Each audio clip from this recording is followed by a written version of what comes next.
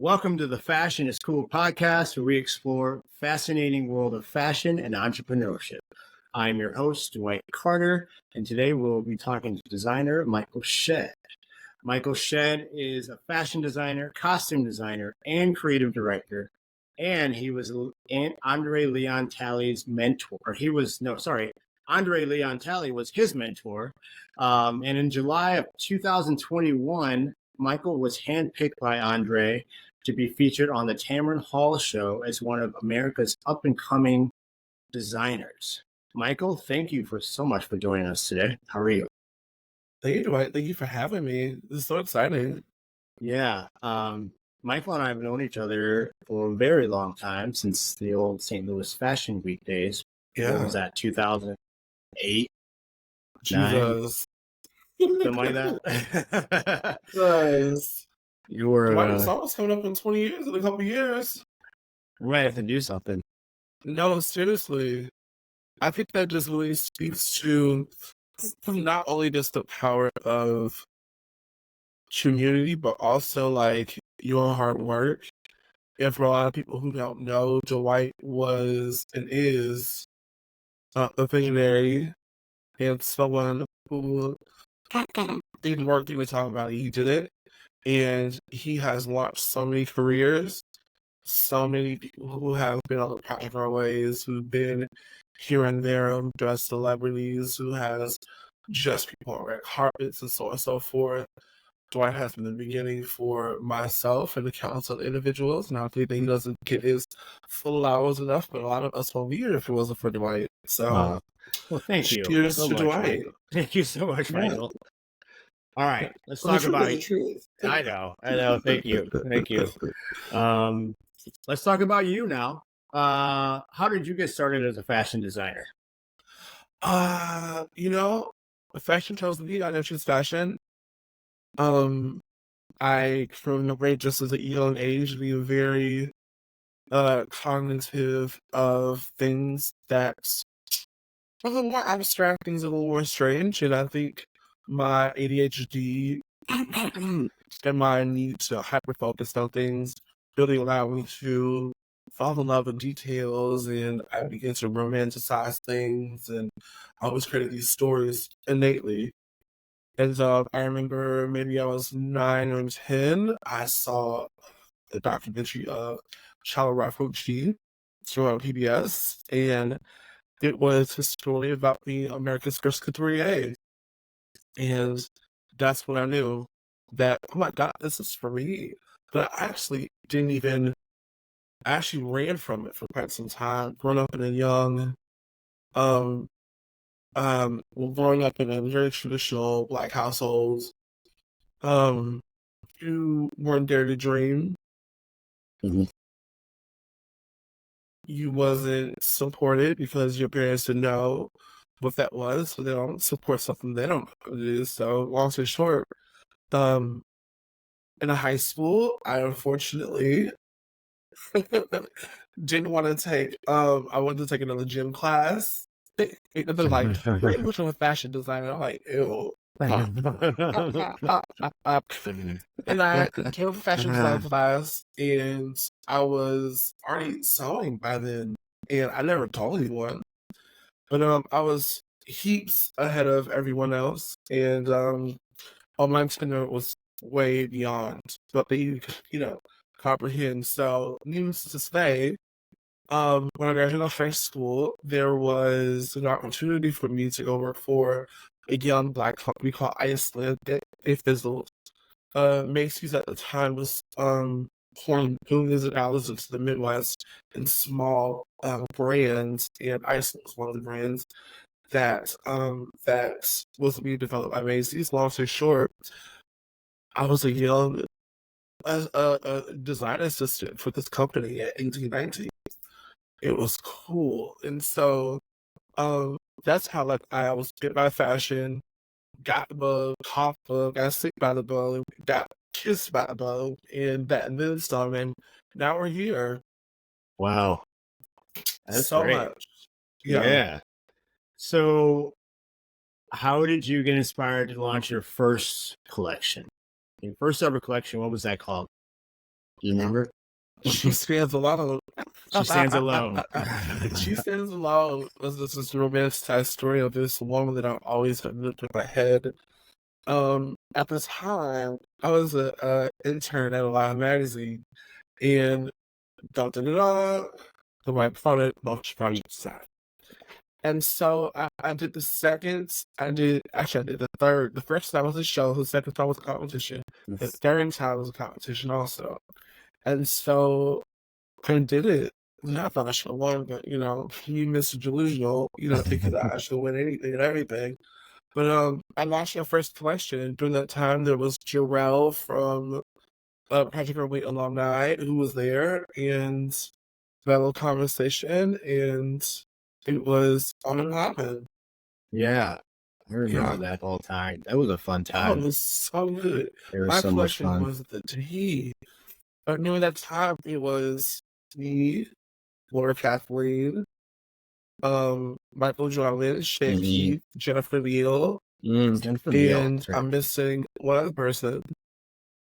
Yeah, I can't. No, I think it was all of us. Yeah, there was one other. That was all of us. Is that it? Okay. Yeah, that was it. That's so funny. Okay. Wow. Yeah. And Jennifer Neal, that pulls me back. Yeah, I remember her too. Yeah. I remember everything. Yeah. So how many looks did you have? Do you remember? We did 12. 12. Right, those looks. Yeah, we did 12. I remember the character who had come and was how we had like quick changes, like crazy. She won like 3 looks in that show, but I mean, it's just really a testament of you not having resources and you making it happen. I didn't have a dime. I remember working as a junior furrier at the Mayfairs on Cherokee Street, and the owner showed it to May. God bless her soul, was like, I believe in you, and I'm gonna give you $500 to figure it out. And so I remember sketching, and I partnered with her. I was so reclipped. I can tell you that I ended up making my collection in 3 weeks before the show. Yeah, we had like maybe like a month and a half to like prepare, but like I didn't have any funds, and so not to say that it wasn't kind of everything, but I always thought in my head like they do a project. Oh yeah, I gotta do it. Not Jenna, bitches, and had all this energy and all this time in the world. Yeah. Oh, like or ride. It's really allowed me to hone in those really beautiful opportunities to learn a new skill set, to think quick and be on my feet. And soon enough, you'll see those benefits in life.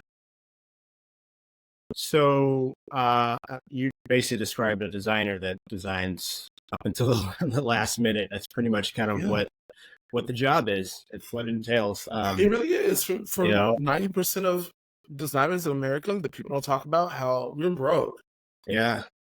We're broke. A lot of times you don't get funds until the last minute. I remember this guy actually bought my beautiful Asian designer who does evening wear couture. He vlogged his experiences right up to the moment of the runway show, and he was so expressive about how sometimes you don't get money until like literally the last second, and then you have to rush with the developers, rush with your pattern makers, rush with your dyers, get fabric. Sometimes you can't afford as much fabric as you want to afford, so you have to pivot, and you have to think, you have to be innovative. And I think that's another thing that people don't really understand about our jobs in fashion. Why there's a fight to disassociate what we do with fast fashion is because one, it's not the same. Two, it takes brain cells and countless hours and so many more things to create what we do, and to be flushed by fast fashion is crazy. Yeah. So, yeah, that's why I started. So, what does it take as a designer at your level now? What kind of team do you need? Oh, you can't do everything by yourself anymore. You can't. I am what you call the antithesis of I just need to design. I have people who tell me what to spend, not what to spend, how much time you have, how much time you don't have. I have people who will tell me, "Hey, you don't really understand from the outside looking in." And back then, I had the privilege of being so delusional and thinking that you could do everything by yourself. But Mhm. once you really do the business piece and recognize this is a business and this is not just a hobby, you're in for it. And if you're blessed to survive, if your business is blessed to survive, you have no choice but to learn.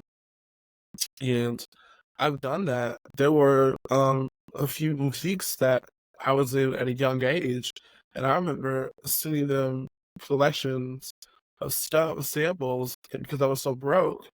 I was so I didn't know. And they sold the stuff anyway. And some of the stuff was perfectly sold, some of the stuff was not perfectly sold, but they believed in me, they sold my stuff. I had these two beautiful mentors by the name of Mari and Mulaney. They were these amazing black jewelry designers, two sisters from Atlanta. Shout out to the Beehive. Come back from Atlanta, Georgia. I love those girls. That was talked for years, but I think Lisa with flowers still be good.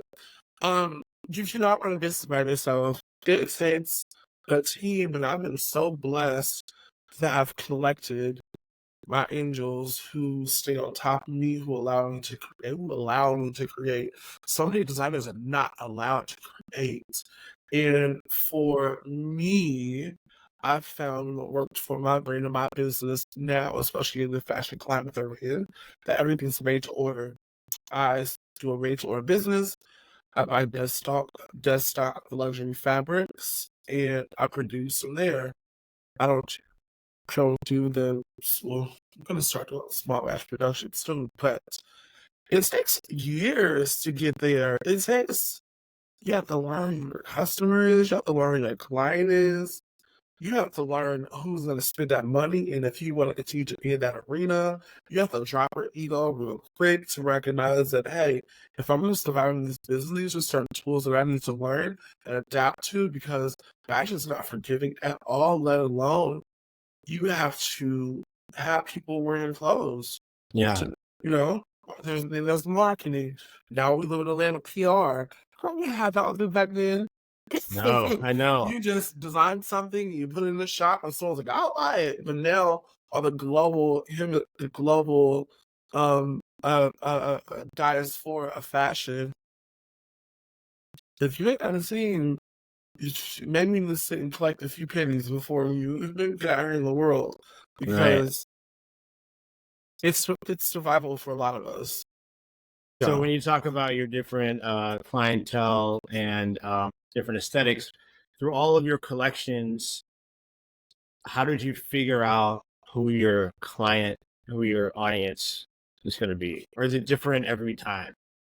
Yeah, she's all the same woman. Mm-hmm. I think that because I was a bit by the bug of fantasy at a very young age, I recognized that she was this regal woman. She was always regal. She was always sparked by romanticism. Um, I mean, not to mention, I'm obsessed with femininity. Um, and so all those amazing tools, I'm calling them tools, got been a part of the DNA since the beginning. And so for me, it's a continuous storytelling of the woman who does exist. And one of my favorite things about the woman that I designed for, I love seeing her on the go. I love seeing her walk into the restaurant, leaving the restaurant, going to the office, getting into her car, getting up in her car, at events in front of a schoolroom, inside of a library, inside but still all those stories that allowed me to continue the story of what design. And so here, so yeah, shoot that bitch. Nice. Yeah. Can you discuss the importance of branding and marketing in the fashion industry and how you've built a strong brand identity for your clothing line? We kind of just talked about it a little bit. If you can go more deep into it. Yeah, branding is so fun. I think also too because There's always on this blind joke that rich women can't dress, and those sometimes are very predictable. The women who spend money are that. And that's okay because that lets you know that marketing has been done, the work has. And sometimes the woman only go and the woman who has the know who the woman is, she needs to recognize well, her goal is when she shops, she wants to address her lifestyle and get her lifestyle. And so you have PR brands, you have got your ideas, the marketing, create the buzz about what you do and how you do, and it creates a lifestyle. And women are sparked and inspired by the lifestyle. I think when you think about PR, I think about marketing, I think about things like one of the best PR talents in the entire world is Chris Jenner and the brands she's created for her daughters, and how Oh yeah. they kind of grow and they've evolved. And you think about Kim Kardashian, and you think about like how she is the poster job for like perfect marketing. If you see it, you're inspired by the lifestyle, by it. And I think a lot of the times with now on the social media, you don't have to be $1 billion brands. You don't have to have $1 billion to become a big brand, because if you, for example, t-shirts, there are people who make t-shirts, $1 billion brands who don't sell, who have no idea about what to thread a needle. However, they know business, they know marketing. And nowadays with AI, you don't have to do much. You can post a picture, you can have put some models and some stuff, and have to walk around and create that um the idea of something or a scene or something, and it literally, and then the algorithm too. Oh my god, is there's like so many levels to it, but it's really to burn into your brain these things that exist that you want to be part of. Yeah. Um, brands I admire marketing. I used to be so obsessed with Alexander Wang's marketing back in the day. Like chef's kiss, like who want to be that downtown badass bitch in New York Yeah. City? Like, Right. oh my god.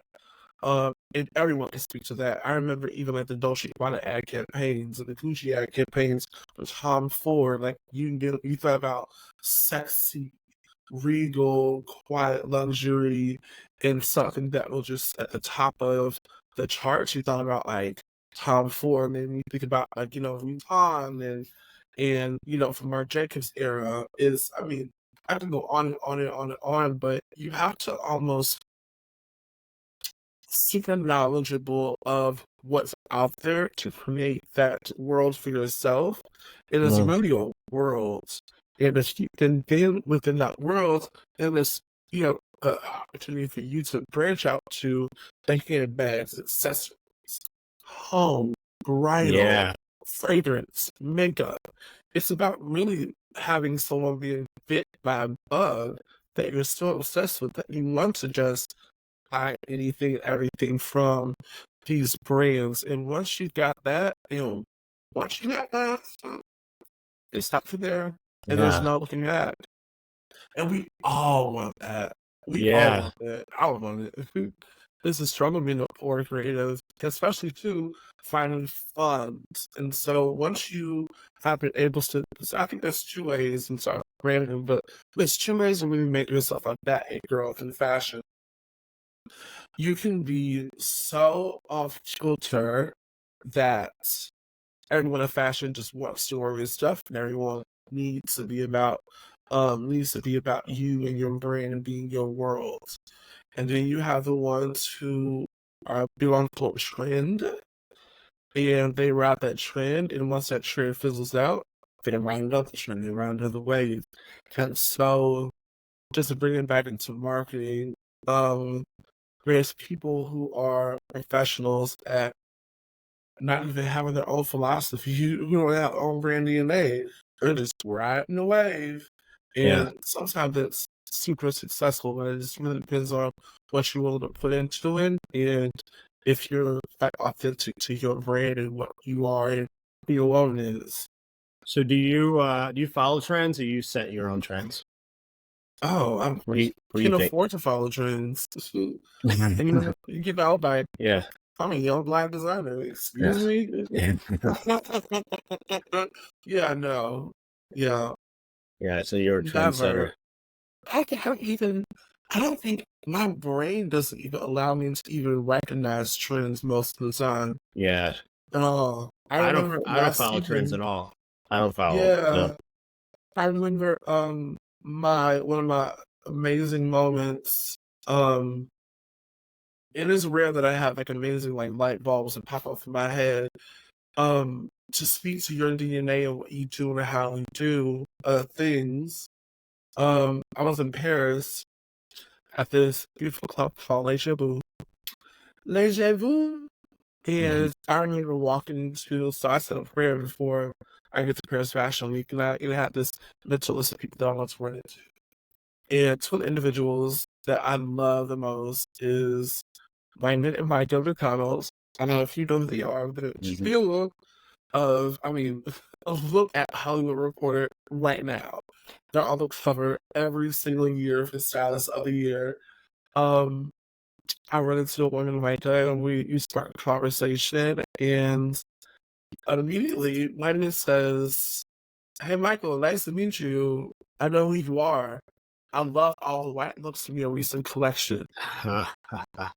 I literally started crying inside this club. Oh And man. it was just like, not only God, you're hearing me, but also like you're on track, right? Because you don't know who these people are, you never met them, they know who you are. You're this little bitty person who's trying to survive and create this world that you have these two powerhouses of stylists who not even just know your work, but able to like, run down the looks, what they love, and what they didn't like it, and how they want to use, and how they want to use that, and the importance of that's so important to me because when you talk about like trends and DNA and what they are, a lot of that matters because at the end of the day, it's about your sound and your voice and what you make.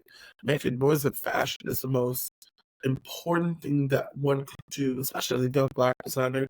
I think that especially because the world is so not prepared for us or wants to give us our space, Mhm. especially luxury spaces. I've seen it myself. Yeah. That you would be a fool to run on the train. You would be crazy when you ignite your authentic self. The world is there and is ready for you. And and all of fashion is watching. All of Right. fashion is watching. If you run in that bubble and that like for example, Patty Wilson knows I am. Patty Wilson is a sultan of SWAT. Okay, she is the everything in the bag chips. Beyonce and British Vogue. Patty Wilson. I mean, like I could run down the flawless resume, but there's something to be said about being a young artist and a young black creative that you are enough. You just have to put in the work so the world sees it. And following trend will never get you far. I believe that it will take you. However, if you will sit and take the time to develop who you are and stop running in laps of days ago of spheres of fear, you'll get there. Because there's a place for all of them. How do you create high quality? How do you create high quality garments on a budget? Um, I like to say that I was sustainable before I knew what sustainability was. Mm-hmm. um, I was always, I recognized at a young age, watching grandma that you just didn't put some shit together. You knew how to properly use sewing to probably have the right threads for the right garment, the proper right needle, the perfect fabric interfacing. There's all these tools that goes in that you do before you actually you have to know those things before you actually make a garment. First and foremost, um, So when you actually design a garment, and actually put it together, you're recognizing that the quality control is already there. And once it's already there, I mean, you kind of really have it. You know, it's about you telling your story, but nobody wants to have some BS comment. There's a whole other conversation I could have about the local, not just local scene, but there's like this fast fashion microwave designers in America who don't want to do the work, who just want to make stuff and just do their thing, and I get it. However, if they really just hone in on the tools that are out there, oh my God, there's more tools today than there ever was before for young designers to actually create high quality, beautiful garments that, um, yeah, it's kind of, what's the word? Disrespectful to the garment. And especially given that, you know, fashion is so wasteful. I mean, I've been there before where I've made stuff and I just recognize that, oh my God, this didn't work out. And you cut it and you rip it up and you do this and do that and you're just throwing it away. You spend so much money, but all that fabric goes into landfills. All that, you know, all that work and time that was used to develop. I mean, even the caption that I'm wearing right now is like this beautiful, expensive, sheet indigo fabric. This is surplus fabric. I got in Paris. And I mean, it's like it's blue. I'm blue because it's so authentically rich that you have to wash it like 1,000 times to get all indigo out. But to make those beautiful pieces, something beautiful, luxury, high performance quality garments, you almost have to develop a relationship with what fashion is, what fabrics is, what fabrication is, what garment construction is, in order to produce a great garment. And if you don't know, hire someone. Okay? Stop being lazy. Yes, we're talking to you, whoever you are watching. You were talking to You the got next DIYers, but I'm not a future DIYer. designers. Yeah. So do you mentioned sustainability? Do you practice sustainability? I did strength in 2000 during COVID. I decided that I was no longer buying fabrics that were just replaceable. I think that for me, it was just easier to just buy dead stock of a fabric, and once it's gone, it's gone. Because let's be honest, we don't need no more manufacturers and no more mills producing any more fabrics that about to be created. We have what's beyond trillion? What is it? Quadrillion of garments sitting in landfills throughout the world. That if all those fabrics were just chopped up, put in the machine, creating all new fabrics, we don't need to buy any more fabrics from fabric stores. We don't need to because we have already so much here. And so sustainability has to be a conversation with not even most things, but all things. Yeah. We are destroying the planet. We are. And we must do better. I have taken my vow to do something and then some. And then also to make the high quality garments. These things stand the test of time. These are not garments that are this fast fashion, just get rid of. But I guess all my things are dry clean only. Yeah, I mean, there's besides the cotton pieces, but all the beautiful evening fabrics, the bridal is definitely dry clean only. Yeah. Wow. What It will about take care of you if you take care of them. Yeah. No, that's true. That's true. Can you discuss the significance of e-commerce and social media in a growing fashion brand? For a lot of small businesses, there has been this ethos of opportunity for so many niche brands and big brands. Not many should put anything on e-commerce. It is so beautiful that is an opportunity for us now to just connect with one person. If someone's a bit by your ethos, if you will, and it only how she can shop you. You can be literally, and that's another beautiful thing about fashion now in the world of social media. I live in St. Louis, Missouri. I have clients from here to Copenhagen, Berlin, Paris. That's crazy. I would have never grew up thinking that, like, oh, this is possible. Like, I Right. just want to design clothes with. Jesus Christ. You have garments across the world, you know? Like, you are making connections with these fab women who love their stuff. Right. Like, social media has allowed that to be a thing. Now, I'm not invested in social media, however. When I do post, and now I'm gonna hire someone to actually do it for me because she got a lot of things coming up, and I do want to be involved with but that's a whole other conversation about fear. But long and short, you'll be a fool if you don't play the game. If you want to run your business, your brand, you have to play the game. You have to get the e-coms. You have to do the marketing. You got to do all the tools. You got to do all the things. You have to bring people to your world in order to be able to fight for success. I find that brands are more successful when people are inspired by and want to be in. They hear your story, they know your story, they feel like they know you. And yeah.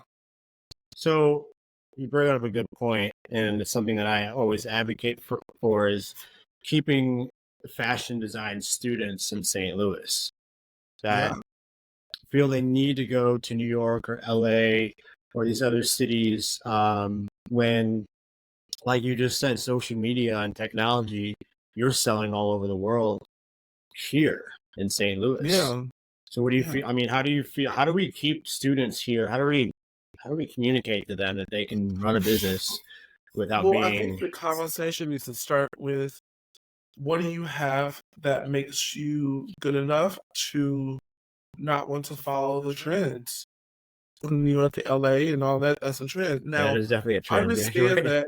Yeah, I understand that to birth more knowledge, yet you have to go to like the Norfolk and Westwood. Then you have to go to Rome to Valley Mosquito. And that's fine. You can come back. And also, too, let's recognize this too. Everyone in New York is not surviving. Everyone in LA is not surviving. Everyone in London's not surviving. Everyone's not surviving in Paris. It is so smart to have a small space in no man's land. Tracy Reese moved out of New York City and went back to Detroit and does production in Detroit. And she saves millions of dollars. Yeah. Like that's it again. Yeah. Tracy Reese is a legendary Black designer who's been in business for 30 years plus. She's dressed everybody. She's acting like she's in Target. She has everything. And guess what? She was one of the smart ones who got out, right? Yeah. And she took into her brand, still surviving to today. Yeah. Even those same tools. Now, I'm not going to say you have to stay in St. Louis. St. Louis is a great place to have your business on a global headquarters. New York started somewhere, LA started somewhere, everyone else started somewhere. I think one of the best things about St. Louis is this opportunity is to get more manufacturers here because the cost is so low. Shout out to Evolution, shout out to Like the Grid, shout out to Miss Lydia.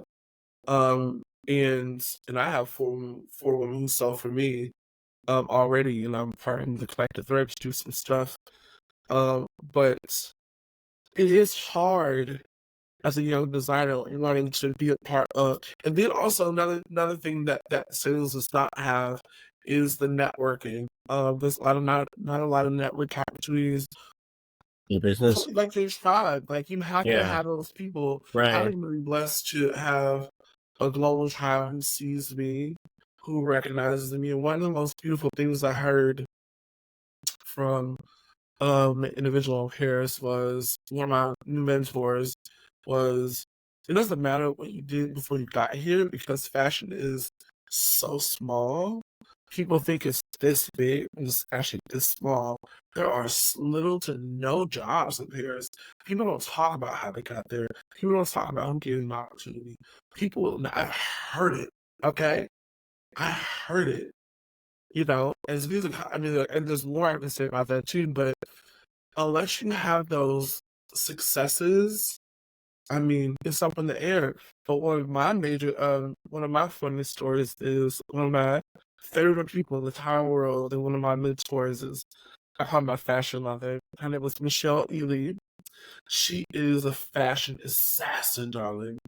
As you go to Vogue.com, go to Vogue's YouTube. She is a clothing croissant. And we met on Instagram, and our love for fashion and all the things led to me being invited to Paris and Paris Fashion Week. And in there, I met more people and so on and so forth. And those experiences, and I was just swarmed into all these beautiful nuances and experiences, all those things. But it is a double-edged sword relationship. We want the students to lead and all that, but the reality is, sometimes you get work. If you want to just work, if you want to get your own brand, great. Get you some manufacturers, get bottom debt money, get some, whatever, and build here. You can totally do that. But what's really, really great about here also is, there is this thing called direct consumer. I'm on that train. I can design something here right now. So that's about guy in Istanbul. They create it, and as soon as you order it, it comes right from their factory. I don't have to touch anything. Yeah. And so you really have to really figure out what's best for you, what you can afford, how you can move around it. I know there's not a lot of conversations around it. However, when you find your tribe and you know how much money you have to work with, and you recognize what space that you're in and what's realistic for you and your opportunity, you can go from there. Now, it takes a bold person to live out on the edge, okay? Because a lot of people are not willing to come to a small city and work out of St. Louis. But however, rent is slow, manufacturing space is slow, a studio space is slow, versus the brands for New York who are going out of business because they can afford it. Yeah. They can afford it. But if you can bring all those same tools home, do it. It ain't for the faint of heart. However, if you're willing to play the part and do the job and have the connections and do some direct consumer, or you need more manufacturing here, get a warehouse space, get to collect the thread. There's so many opportunities, but you just have to learn what's best for you. And St. Louis is cheap. Yeah. It's so cheap. I think it's hard. Fine. Now, if you're writer and all that, and then some, that's great for you too, because look at my the Dr. Kid Shelton Boyd. Shelton Boyd is a fashion writer and editor. He started off with journalism career, and he made a buzz off Square, writing up stuff for himself, and boom, this was St. Louis. I think that you're tenacious enough and your work is good enough, the world will hear it and they'll recognize you. Yeah. I think one of the hard parts for a student, if they're not that ambitious to start their own brand, is just finding a job in fashion here. And which means we need more funding for designers to be able to hire these people. Yeah. Or or funding to start, like an evolution or like a collective thread to bring in more jobs for these students. That's absolutely. That's something we need to figure out. I think that I've heard so many conversations in the business of fashion and just a lot of different conversations that these big global companies like the Nikes and the Zaras are taking over small towns. They only manufacture in small towns. People don't really know about that. They take up those small spaces so they can have some things are a little bit cheaper, and so it'll be so pivotal for the Nikes and the Adidases and the Zaras and things too becoming so small that it's doing like St. Louis to take up cheap space, build their own manufacturer or a hub, so kids can potentially stay. I mean, Carb Textiles, their headquarters or their warehouse is in Joplin, Missouri. Oh yeah. I mean, that's a small town. Shout out to Car. Yeah. And I think they're expanding there. And I'm super excited for them. Yeah. And, honestly, right now, fashion, and no one wants to say it, but not at all, everybody's in survival mode. Mm-hmm. Everybody. The world of fashion is changing. Creative directors are dying and being born every day. Yeah. The new cool kids are us young cool kids are the next, here comes on tomorrow. The Alexander McKayla's, the Phoebe Phibos. Everyone has a start and everyone has a beginning. So, not to say, some people blow up young, some people blow up old. Vera Wang didn't launch her first collections because she was like in her 40s. So, you can leave and come back. You can stay. You can do whatever you want, but St. Louis is so beautiful and it's home. It's cheap.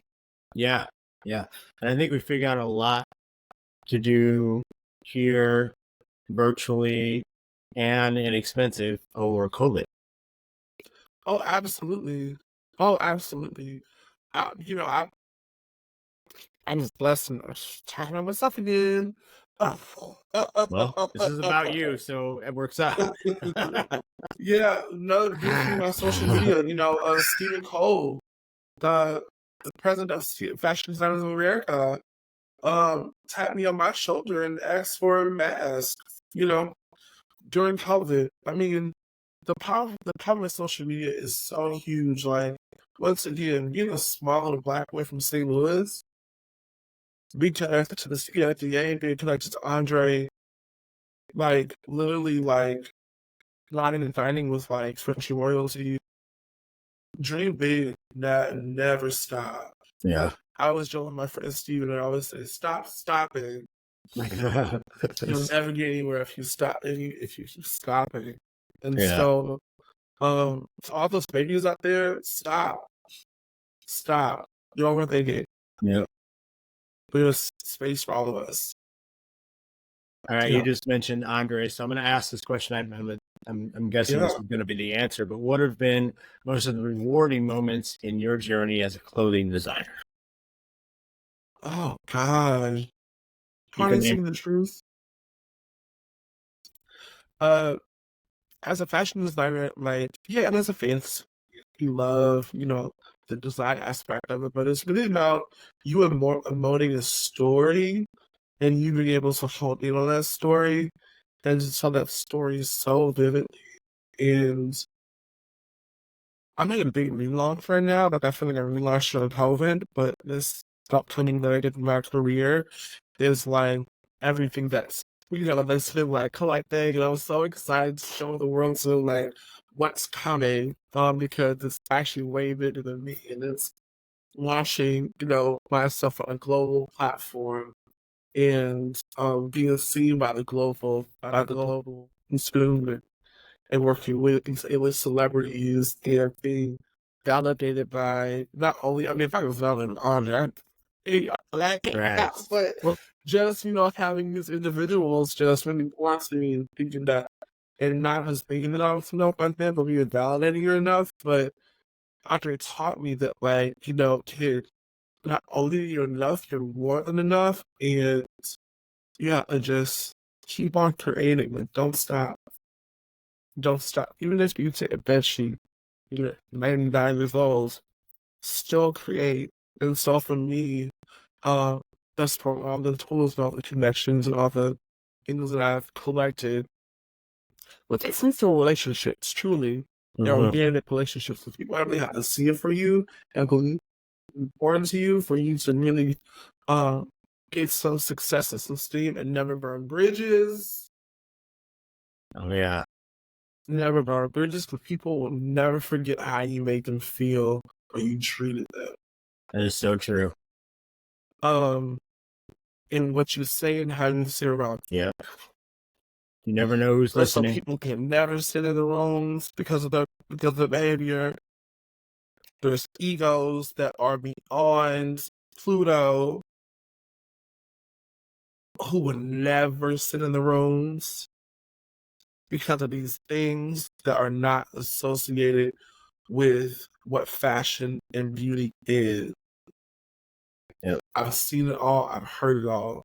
Andre told me so many stories about his relationship with Diane Vreeland and the importance of being available and ready and being on.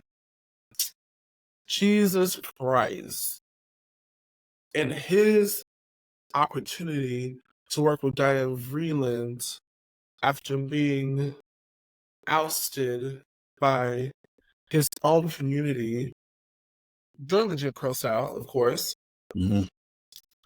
allow himself to be at peace with what he could not control and only can pray for better, and prompted him to be in the right time, in the right space, with the right headspace, with the right relationships, biting his tongue when he knew it was necessary to be held and to be bitten, to be in these spaces. So you mentioned a little bit about what's coming ahead.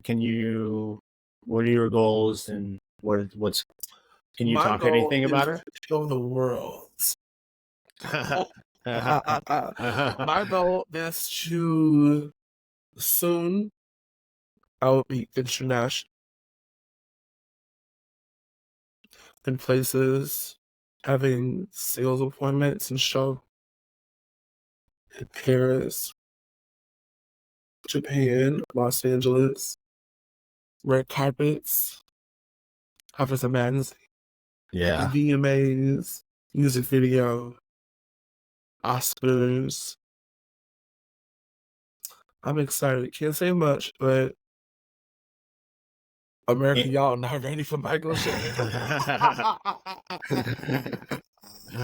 Y'all are not ready.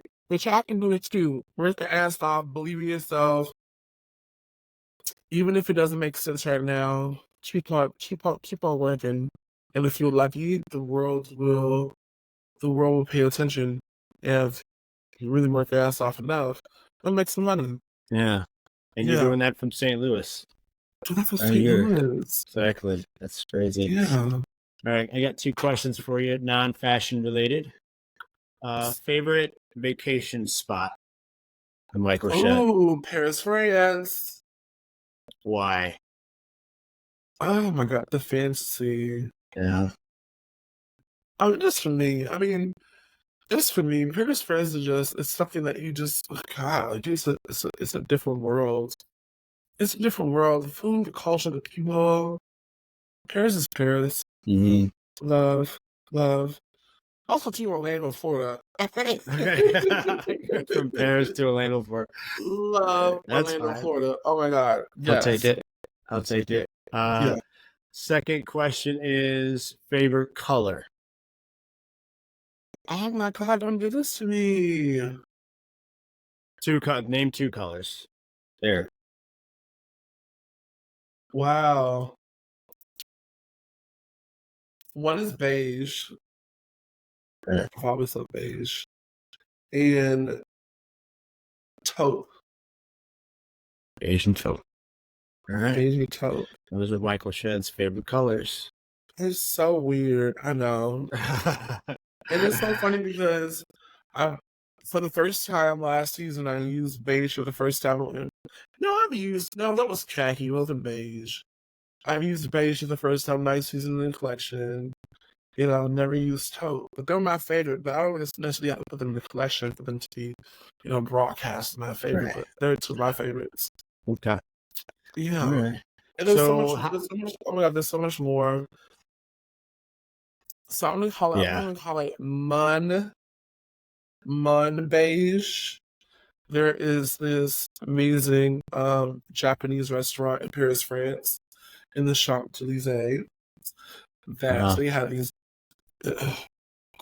oh my God, it beautiful. And yeah, I'm gonna say it's called Mud. Drake raps about it in all his songs. But Got it. yeah, there is this beige that's there that I've never seen in my entire life before, and it was almost like being stabbed. So I was like, what is this? What is this color? What is it called? Yeah, I'm gonna call it Mud beige. Yeah, I'm gonna call the taupe a Saint Laurent taupe. One of my favorite taupes Saint Laurent has created. Stefano Polani created these beautiful coats. I think it was 2008 for one of his fall collections, and oh my god, it was one of the most beautiful coats I've ever seen in my entire life. What is it colored? Oh. Yeah, I'm stuck in the fantasy. I really am. I'm a mess. Yeah. Well, I mean, you're a designer. You have to fantasize about. That's your My daily. favorite spot in St. Louis, late night food spot. No, yeah. What is that? What is it? Uplate. Uplate. Where's Uplate? Uplate is in the Grove. It's right next to that one donut shop. So if you go down Manchester and you go under the bridge, you go under Highway 44, and there's a right there, right before you get to the Table Garden. Uplate. Okay, I have to try Uplate. Yeah, it's almost like 6 o'clock in the morning. Oh, okay. Yeah. Yeah. Go try that. Oh my god. The biscuit joint. You love the biscuit joint? Oh yes. Yeah. Love biscuit joint. We also love what is it? City Deli. What's my favorite deli spot on in Blue City Deli? Blue City Deli, yeah. Also a really, really good cheap plug. Burnett's in South St. Louis. They Charlie Walker. Love it. That's my thing, Chris. Yeah, they really do a big. But that doesn't matter. Shoes, maybe. Well, this is coming to an end, but I want you to tell everyone how to find you, social media, website, all that stuff. How do we find you? Hi, I'm Michael Shead. And you can find me at Michael Shead _ Instagram, on Facebook, Michael Shead. Definitely for any regular business. I have a business page, but when things are coming up, I have to separate personal and business because it can't be in my business. I'm here with like y'all, okay? MichaelShed.me is my website. Look out for e-com. Look out for big announcements. Look out for the takeover. And that's on Mary Had a Little Lamb. Do we have a name for that collection yet? I don't want to say it just yet. You don't say it? Okay. All right. It's so telling. It's so telling. But I'm really happy to be in this healthy era of creativity and to be in love and to be full of life and to have my cup full like orange other people. Go vote, shop local, shop black. Find me something the truth, love on someone, ignore your haters. They would never sit at the same tables you sit at. Trust me. Yeah. And give someone grace. Yeah, give yourself grace. Yeah. That's even more important. Yeah, that's very important. Thank you for everything that you do for the community, for us, for launching so many brands. It was phenomenal. I cannot wait for next year. Yeah. I can't wait for all the things Brainchild is doing. Brainchild is the Brainchild. And I'm excited. I'm super excited for St. Louis. WorkFest is coming up. Like, there's so many really cool things that people really don't know about St. Louis. I don't know if you've ever heard about Materia. There's like this Black queer rave that happens. There is WorkFest. WorkFest is a Black queer music festival that's in the city. I mean, there's so many amazing, beautiful, safe Black spaces that's happening here that I don't think we're really prepared. But anyway, love y'all. Oh my god. You are definitely a promoter of St. Louis. I love that. Yes, I love y'all. I love y'all. I love that. Y'all. Oh, young designers. Don't give up on yourself. Don't give up on yourself. Everyone gets a turn. Work your ass off. Become obsessive. Learn how to ignore yourself and just do the work. Just do the work. Create the work. Post. Just do it. You'll be so surprised what history's going to say about us in the next 100 years. Are you looking for any interns? I'm not looking for any interns. My assistant, Jane, thinks he's Superman. He's speaking to how much he actually does. I actually have 4 people working under me right now. However, Okay. I will need them. I will need them for the show. I will need them for the PR event. I will need them for the shopping events. Y'all, it's going down. Get ready for merch, more merch. All right. Hashtag. All right, Michael. Well, thank you for joining Thank us you, Dwight. today. And thank all of you for watching and listening. And be sure you share, follow, and subscribe. And we will see you next time.